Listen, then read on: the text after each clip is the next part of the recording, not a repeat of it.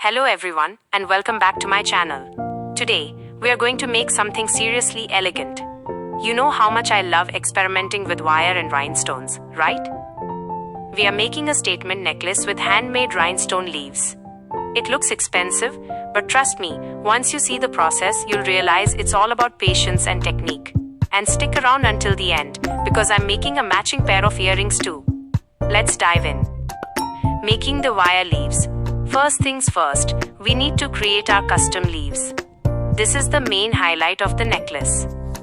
I'm taking my jewelry wire and forming a small ring loop first, and then bending the rest into a leaf shape. You don't want it too perfectly round, give it a little curve so it looks natural.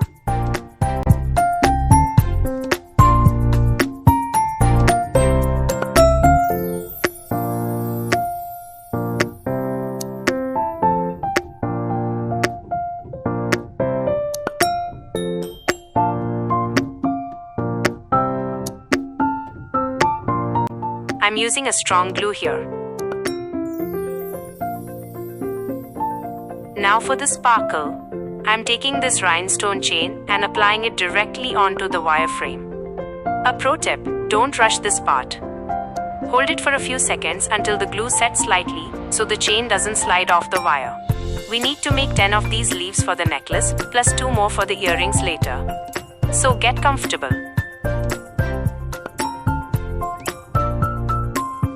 Once our leaves are dry and sturdy, it's time to build the necklace. I'm using connector to start. This ensures our multiple strands stay neat and don't get tangled. I'm inserting the thread into the first hole. Now, let's start beading. I've chosen these crystal gray beads. They have such a nice, subtle shine. We are going to string exactly 36 beads to start. This creates the side length of the necklace that sits around the neck. We have our 36 beads on. Now comes the fun part, adding those leaves we made earlier. Here is the pattern. I'm sliding on one rhinestone leaf. See how pretty that looks against the gray? Then, I'm adding 3 crystal beads as a spacer. Then another leaf. We are going to repeat this. Leaf, 3 beads, leaf. We are doing this until we have used all 10 leaves. This spacing is important because it allows the leaves to lay flat on your neck without overlapping each other. It gives the necklace a really nice, flowy shape. Now to make it symmetrical, we need to mirror what we did at the start. So I'm threading on another 36 crystal gray beads. Once that's done, I'm taking the second connector. Pull the thread tight but not too tight. You want the necklace to be flexible and tie a secure knot. Double or triple knot it just to be safe.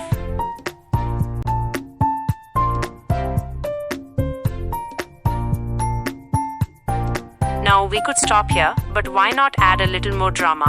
I want to add a layer of pure sparkle right above the beads. I'm taking the rhinestone chain again. I'm measuring it against the length of our crystal bead line to see exactly how much I need. Snip it right there. To attach this, I'm not just tying it with thread. I'm using a small piece of jardoshi, bullion wire. I am looping the jardoshi through the hole patti and securing the rhinestone chain with it. This creates a much cleaner professional finish than just using thread, and it's very strong.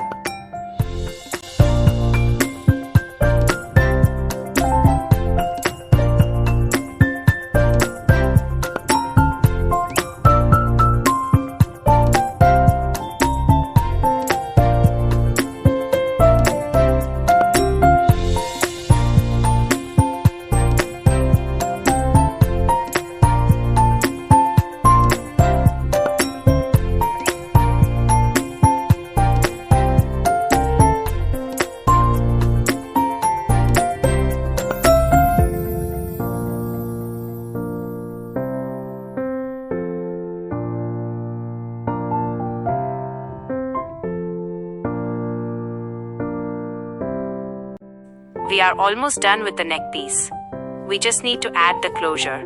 I'm opening up a jump ring, attaching the lobster clasp and fitting it to the hole patti. Do the same on the other side with a jump ring for the hook. And there, the necklace is ready. Look at that shine.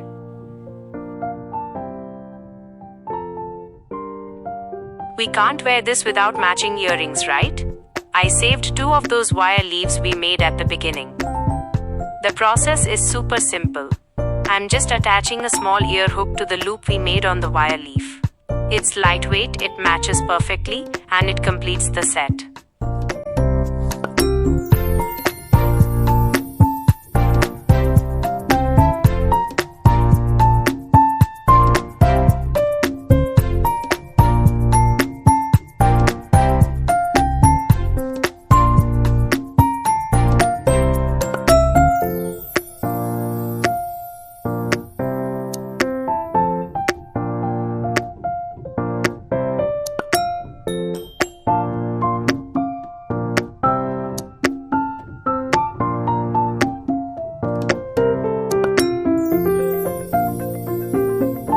Here is the final look.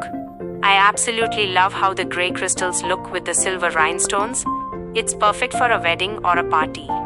If you enjoyed this tutorial, please hit that like button. It really helps me out.